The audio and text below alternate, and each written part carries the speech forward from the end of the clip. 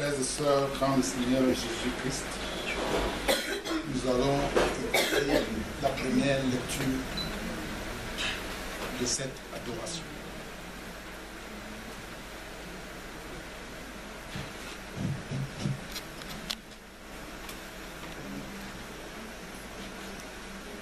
Éternel, dis-moi quel est le terme de ma vie. Quelle est la mesure de mes jours? Que je sache combien je suis fragile. Voici, tu as donné à mes jours la largeur de la main. Et ma vie est comme un rien devant toi. Oui, tout homme debout n'est qu'un souffle.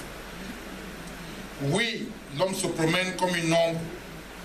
Il s'agite vainement. Il amasse et il ne sait qui recueillera. Maintenant, Seigneur, que puis-je espérer? En toi est mon espérance. Délivre-moi de toutes mes transgressions. Ne me rends pas l'opprobre de l'insensé.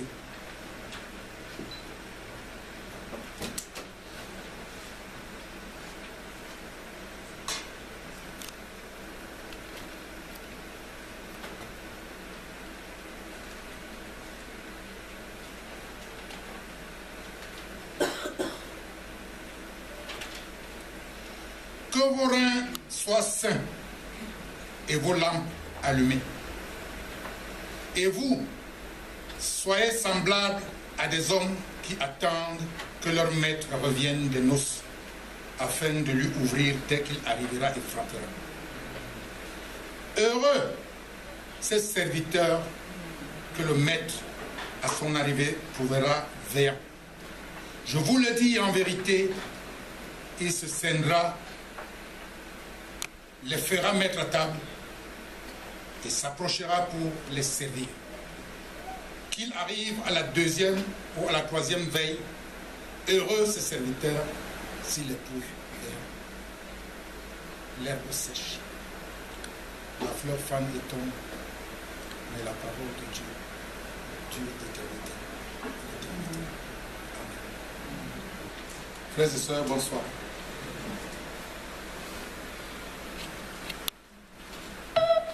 Qu'est-ce que je pourrais donner comme témoignage de la vie d'un frère aîné, de son frère cadet?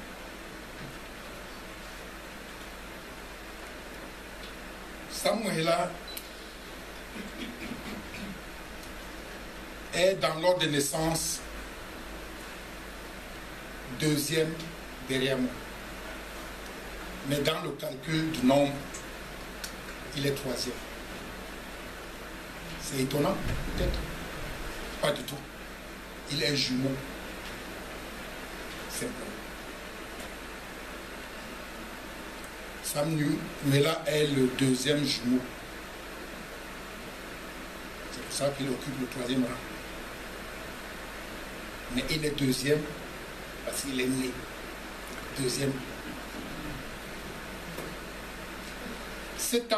Cet enfant, que je continue à appeler enfant, alors que si vous avez bien fait le calcul, sinon ce qui est marqué sur le programme, il avait dit à 60 ans. Mais Sam, chaque fois que je le vois, je vois l'enfant. L'enfant souriant. L'enfant toujours prêt à s'occuper de son truc. Surtout depuis que j'avais fait cet accident qui m'a rendu infier. Samuel Aïdéa s'occupe de son frère aîné. Samuel Adouala s'occupe de son frère aîné. Samuel Aïzeka s'occupe de son frère aîné. Samuel aujourd'hui n'est plus là. La question que moi je me pose, c'est qu'est-ce que je vais devenir désormais quand j'arriverai à Aïzeka? J'y étais en octobre dernier. Samuel s'assure le matin qu'il y a l'eau pour mon bain. Samuel s'assure que mon pantalon est repassé. Il cire mes chaussures. 60 ans. Mais Samuel s'assure que mon eau de bain est là, que mon pantalon est repassé, que mes chaussures sont serrées. Maintenant, quand je vais arriver à Ézéchiel, qui va s'occuper de tout cela? Les enfants n'y sont pas. Ma femme n'y est pas souvent quand je suis. Le départ de Samuel aujourd'hui est encore beaucoup plus dur pour moi que pour beaucoup d'autres. Parce que Samuel savait que son frère aîné était une fille handicapée, comme on dit. Il savait s'occuper de son frère aîné handicapé. Aujourd'hui, je me retrouve doublement handicapé parce que celui qui pouvait prendre sa relève est lui-même handicapé.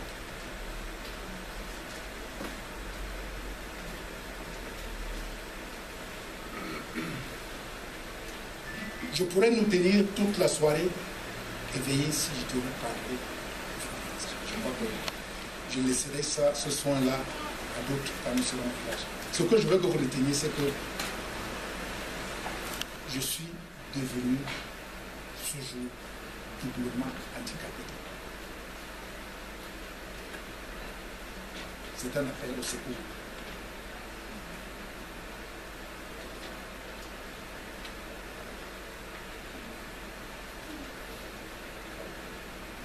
Je ne sais pas. C'est très très difficile. Ce moment est très très difficile pour moi. Très très difficile. Parce que quand tu as une grande charge et que tu te retournes, tu t'aperçois qu'il y a quelqu'un derrière qui peut, au moment en cas de fatigue, te soutenir. Et que brusquement, et surtout d'une manière qui est encore incompréhensible. Parce que Samuel, dimanche soir, je rentre du culte, on m'appelle, on me dit Samuel est décédé. Samuel est décédé. Qu'est-ce qui s'est passé? Oh, il est tombé hier soir. On l'a amené à l'hôpital. C'est fini de partir. Tombé samedi soir, décédé dimanche. Il n'a même pas été malade pendant 24 heures.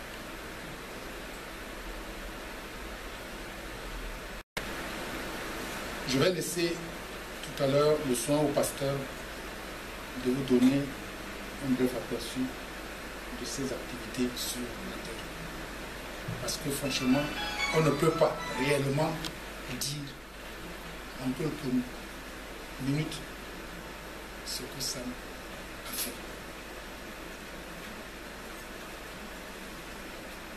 Je veux simplement que vous m'aidiez dans vos prières à traverser ce moment.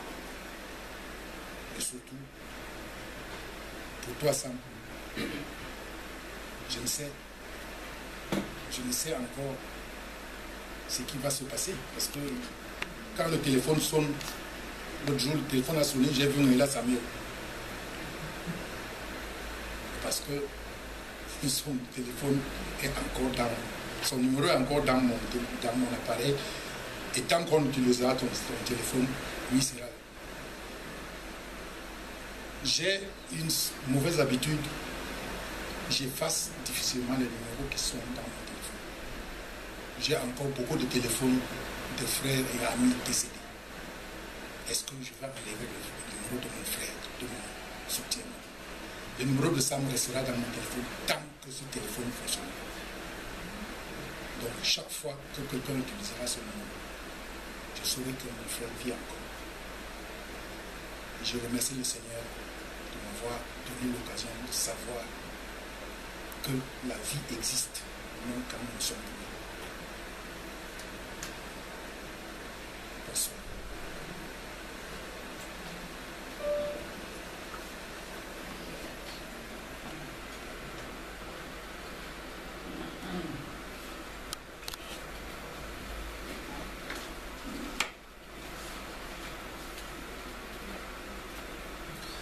Chantons,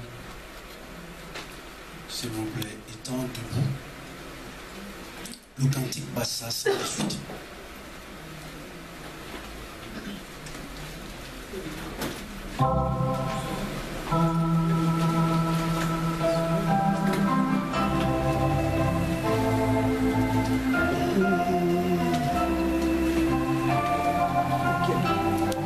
Tu as un chargeur? Ce cantique, nous garderons une minute de silence. Chargeur.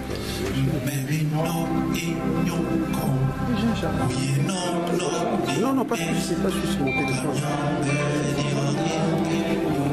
Il est occupé.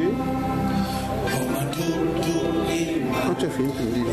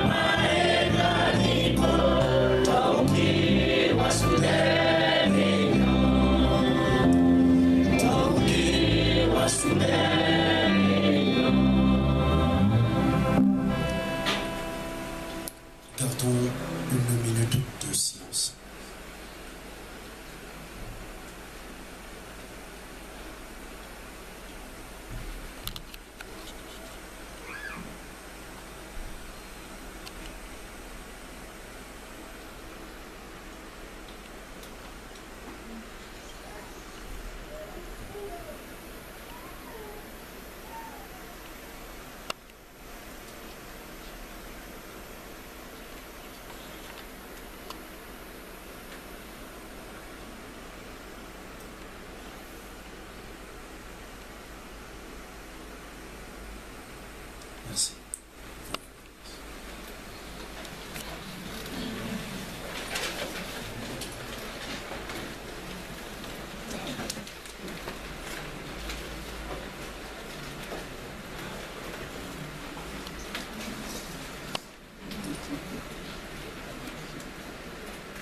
Samuel Ouélan était un chrétien membre communiant au sein de l'église presbytérienne camerounaise à la paroisse Ouélan. Vous avez sur l'opuscule qui a été distribué sa vie religieuse. Mais les mots qui sont couchés sur le papier ne sont pas suffisants pour exprimer la réalité d'une vie chrétienne pleine, intense. On vous l'a dit, c'était un jumeau. Je me suis souvent trompé. Lorsque j'étais à Ezeka, j'étais encore pasteur à la paroisse de Saint-Boxon. En allant à Ezeka, à la paroisse, à la paroisse Ezeka Sambre, lorsque je rencontrais Pierre, je croyais que c'était Samuel parce que c'était des jumeaux. Et tellement ils se ressemblaient que je parlais avec Pierre, croyant que c'est Samuel. Et quand j'étais avec Samuel, je croyais que c'était Pierre. Il a fallu l'handicap de Pierre dernièrement qu'on coupe la jambe pour que la distinction soit désormais faite.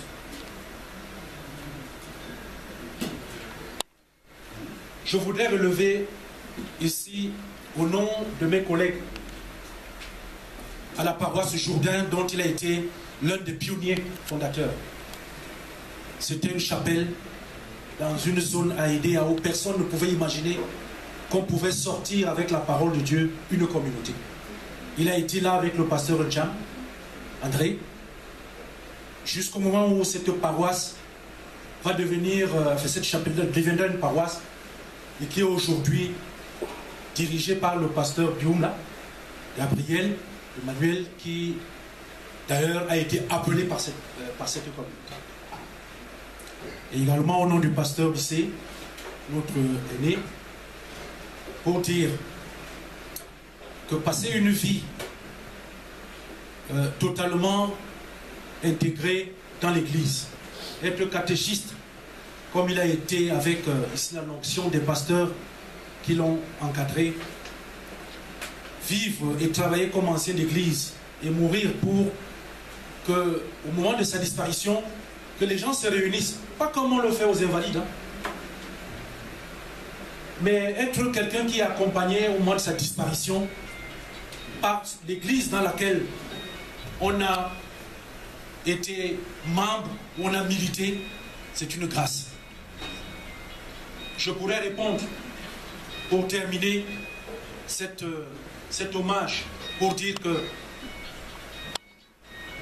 d'abord Paul, oui, doublement handicapé aujourd'hui, mais on ne peut pas empêcher le Seigneur de faire ce qu'il veut, quand il veut, où il veut. Parce que nous vivons et nous passons. Je pense que le Seigneur qui a voulu que Samuel soit là, le Seigneur qui le rappelle, c'est que tu es là, toi aussi. Je voulais rendre un hommage en disant à Samuel, comme le Seigneur l'a dit à ses disciples quand il est revenu, trouvant qu'ils ont bossé, ils ont travaillé pour multiplier ce qu'ils ont reçu. Bon et fidèle serviteur, entre dans la joie de ton maître. Nous t'avons accepté comme membre de l'Église. Tu as eu à travailler. Maintenant, le moment est venu d'aller se reposer. Que le Seigneur bénisse tout simplement le voyage de son serviteur.